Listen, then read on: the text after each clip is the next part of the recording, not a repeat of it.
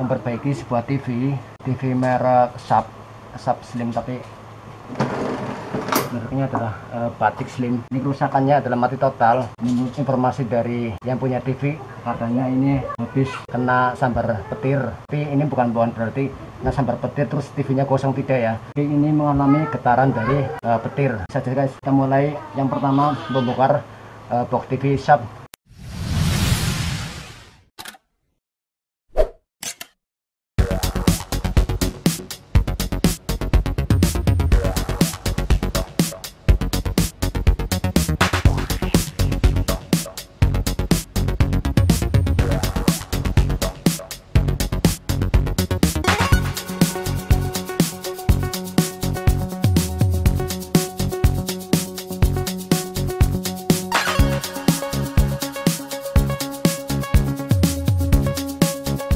Oke guys, kita mulai langkah yang pertama, kerusakan dari TV mati total. Karena informasi dari yang punya TV ini mengalami getaran petir yang terjadi kemarin. Jadi kebetulan saya dipanggil ke rumah di Desa Kaliwungu ya untuk memperbaiki TV Sub Slim ataupun Batik. Nah, yang langkah yang pertama kita mulai dari titik bagian power supply ini ya. Saya coba cek terlebih dahulu di bagian fuse ya. Ini fuse ya, dilihat ini adalah fuse ya. Ini fuse ini kita coba cek apakah sekring ini terputus atau tidak ya. Ini langkah yang pertama. Jangan sampai kalian langsung mengambil dari jalur power supply untuk pengangkatan IC PSU ya. Jadi kita mulai dari sekring ataupun fuse. Kita coba cari dulu untuk fuse-nya. Nah, fuse-nya ada di titik sini guys ya. Ini titiknya ada di sini. Kita coba tes apakah terputus atau tidak. Saya menggunakan voltmeter dengan suara berbunyi ya. Kalau tanda suara berbunyi berarti menandakan fuse ataupun sekring itu masih tersambung. Kita coba cek bagian sini ya guys, ini ya. Nah, jadi fuse ini masih tersambung guys ya, jadi tidak ada masalah ya, tidak ada masalah ya. Oke, dan selanjutnya kita mulai dari tegangan elko besar ya. Elko besar ini apakah tegangan masih tersimpan atau tidak ya. Ini sebelum saya colokin jack stiker AC nya, terlebih dahulu saya cek dari elko 400 volt ya. Kalau masih menyimpan berarti otomatis PSU ini mengalami kerusakan karena gejala dari getaran petir ya.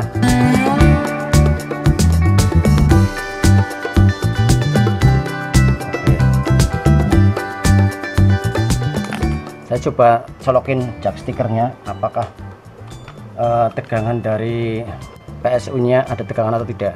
Oke, sudah saya colokin dan saya coba tes dari PSU ini dari elko besar yang ukuran 400 volt. Nah, terlihat dari voltmeter ini dia masih menyimpan ya, dia masih menyimpan. Kalau posisi PSU masih bagus ya, setelah pemakaian ataupun setelah jack AC dilepas, otomatis penyimpanan dari PSU elko 400 volt dia akan menurun tegangannya ya guys ya. Dia lama ya, dia lama. Apakah mungkin ini kerusakan dari IC PSU nya atau bagian output sekundernya ya. Kita coba lihat ya guys. Kita mulai pengecekan di bagian sekunder ataupun tegangan output dari PSU 115 volt ya. Apakah ini ada suatu komponen yang short atau tidak ya. Kita coba tes di bagian elko 115 volt. Ini 115 volt ada di sini ya. Kita coba pakai ukuran ohm ya, ukuran ohm. Kita coba tes.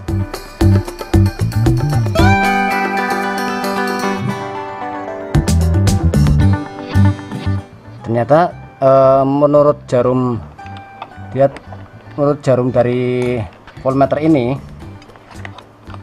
menunjukkan elko tegangan 115 volt, dia tidak menimbulkan short ataupun hubungan singkat. Otomatis untuk sekunder di bagian yang menuju ke playback atau ke program tidak ada masalah ya. Jadi ini intinya ke bagian PSU nya ya. Nah, PSU di sini. Nah, PSU di sini ya. Nah, kita coba cek untuk pengangkatan IC PSU nya. Nanti saya lihat dulu tipe serinya berapa, dan saya akan coba untuk membuang tegangan yang menyimpan di elko 400 volt. Kita buang dulu memakai solder ya, biar saya tidak kesetrum ya guys. Nah, seperti ini saya buang dulu. Nah, kita buang dulu. Oke, sudah selesai. Mulai pengetesan di tegangan yang tadi saya tes 400 volt, masih tersimpan atau tidak. Barangkali masih tersimpan, nanti saya kesetrum.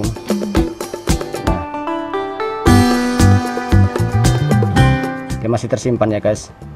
Ini belum saya kebuang ini. Nah, oke, saya buang dulu pakai alat solder. Ini caranya saya membuang tegangan yang masih tersimpan. Nah, seperti ini. Menunggu beberapa detik ataupun 30 detik. Nah, kalau sudah, kita coba tes kembali untuk tegangan apakah masih tersimpan atau tidak. Nah, sudah hilang ya untuk tegangannya. Oke, sudah hilang, jadi saya pegang tidak kesetrum ya guys. Oke, kita mulai ke titik ya. Jadi untuk PSU ini mengalami putus kayaknya nih untuk IC ini, dan ini saya akan tes satu persatu ya. Saya akan lepaskan dulu.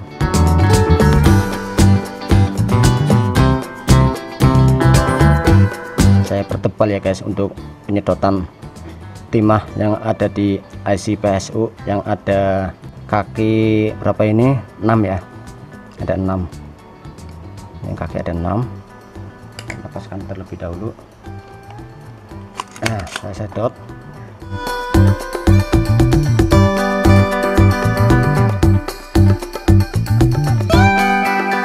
Setelah selesai pencabutan kaki dari IC PSU ya, pengambilan dari timah yang ada di kaki PSU ini, baru saya lepas bagian skrupnya untuk pengangkatan bagian IC ya. IC nya sebelah sini ya guys, sorry, saya putar sini ya. Nah, ini tipe IC nya, saya coba lepas dulu ya guys.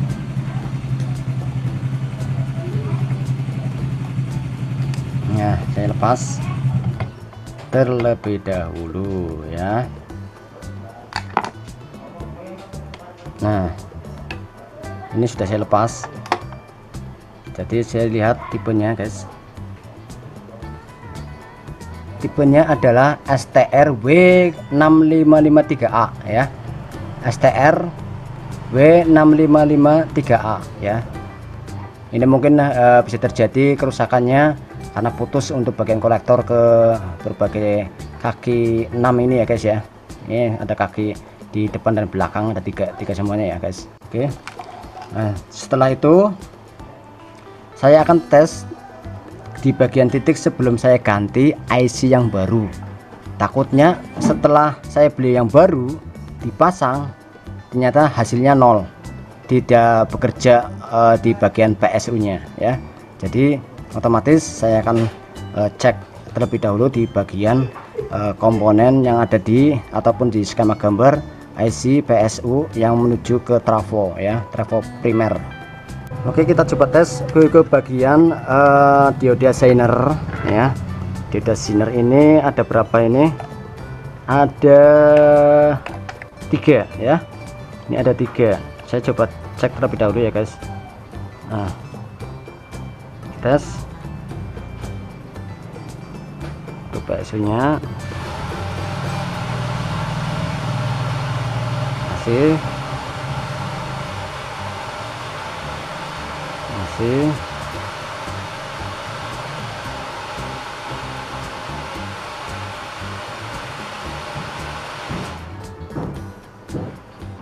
Nah, ini kosong ya, untuk dioda satunya kosong, berarti dioda ini ada dua ya guys, ada dua. Dan ini saya lihat, oh ini masuknya ke resistor ya guys. Nah oke, ini bagian resistor yang berhubungan dengan dioda sinar ini ya, dioda sinar. Oke, jadi otomatis untuk jalur ini masuk ke sini ya guys. Oke, saya coba dulu lah untuk dioda satu ini kok dites terjadi bolak-balik ya guys, tapi biasanya masih bagus sih. Kalau memang bolak-balik biasanya terjadi kebocoran ataupun short. Kalau short itu jarum ini menunjukkan langsung ke angka 0. Oke guys, ini sudah saya angkat untuk kaki dioda sinar yang satunya aja ya guys, nggak usah kaki dua-duanya. Ini cukup diangkat aja satu untuk timahnya ya. Ini saya sudah bersihkan, jadi tidak perlu dilepas semua, jadi lebih mudah untuk pengecekan apakah sinar ini mengalami putus atau tidak, ataupun hubungan singkat ataupun short ya. Kita coba cek dari sini guys.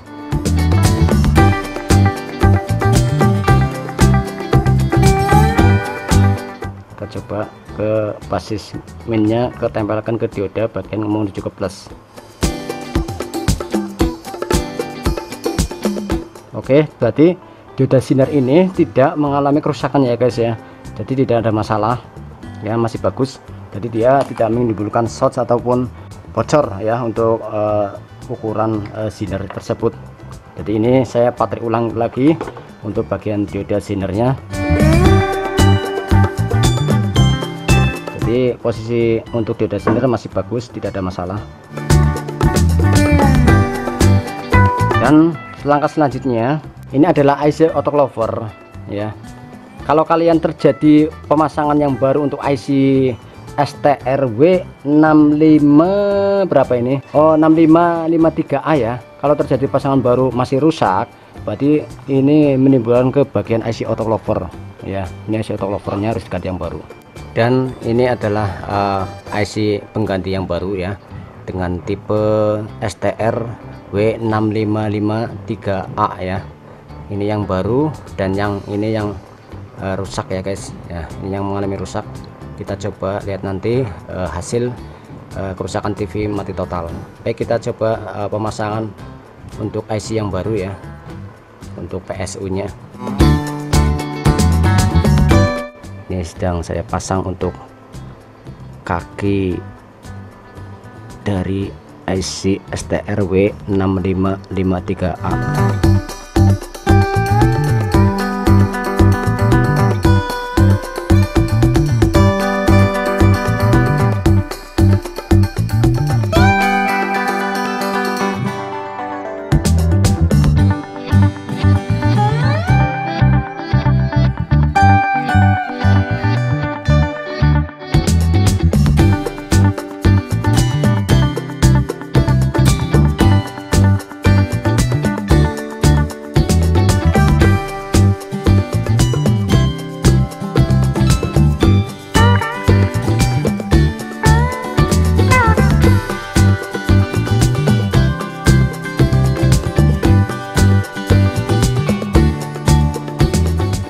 Jangan sampai timahnya melebar ke dekat kaki sebelahnya ya guys, jangan sampai ya. Kalau melebar nempel di bagian kaki sebelahnya nanti jadi korsleting. Saya coba cek bagian tegangan 115 volt dulu ya guys, 115 volt. Saya putar dulu untuk tampilan 250 volt. Nah seperti ini.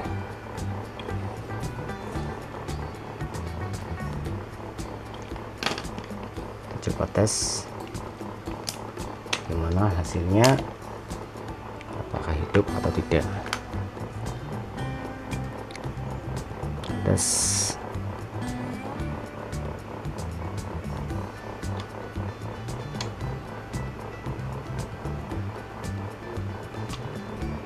Masih belum nyala guys, aku lupa ini. Oh, tombolnya sudah ya.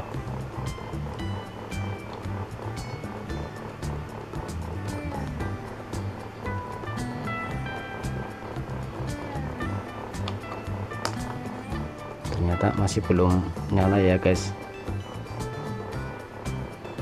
ini belum nyala,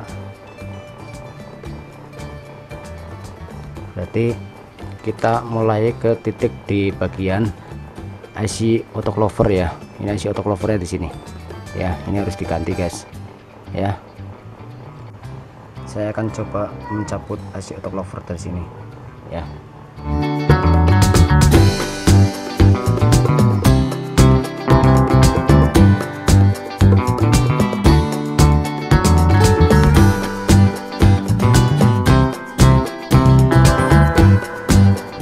IC autoclovernya ya, nanti akan coba saya ganti karena PSU nya belum bisa bekerja setelah ganti IC yang baru ya.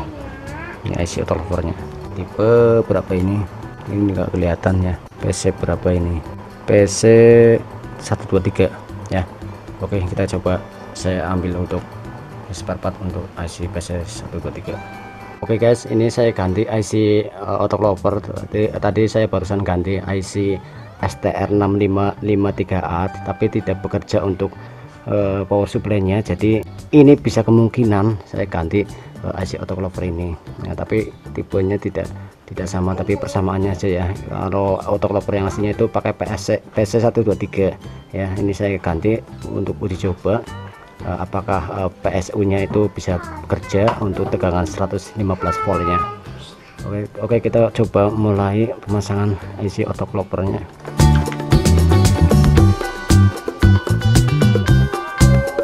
Nah, ini ada titik ya guys, ada titik ini harus mengikuti tanda titiknya ya, jangan sampai terbalik untuk autoclovernya.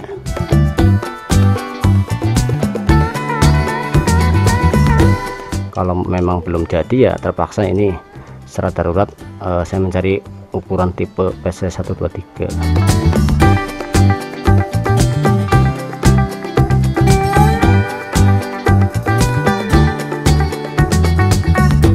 Ini sudah terpasang, tadi saya cari di toko tidak ada ya guys, kehabisan stok. Saya muter-muter mencarinya, nah adanya aja lah. Intinya TV ini bisa nyala.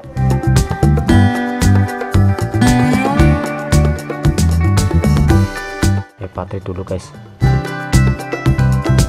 Oke, dan saya coba tes, tapi kalau sudah PSU bisa bekerja otomatis lampu indikatornya nyala warna merah.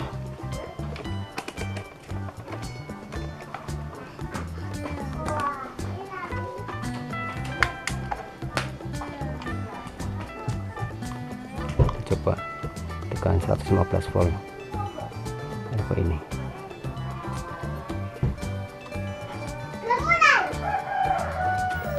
Oke guys, ternyata tekan 115 volt udah nyala ya guys.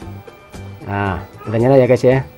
Nah, ini posisi kerusakannya ada di bagian IC autoclover PC123 dan IC STR W6553A ya. Oke, sudah nyala. Dan demikian cara memperbaiki atau RVTV lamp ya. Mudah-mudahan bermanfaat dan terima kasih, dan jangan lupa like dan subscribe.